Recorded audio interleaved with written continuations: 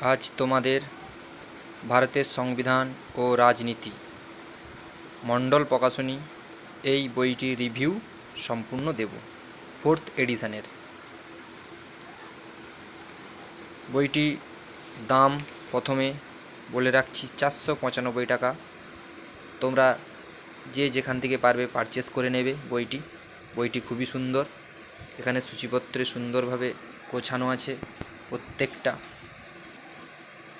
খুব সুন্দরভাবে সাজানো আছে।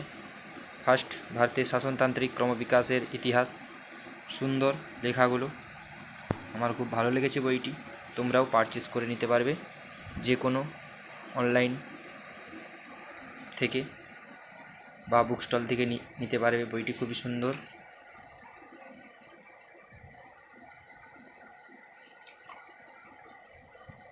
বইটি খুব সুন্দর সাজানো হয়ে আছে।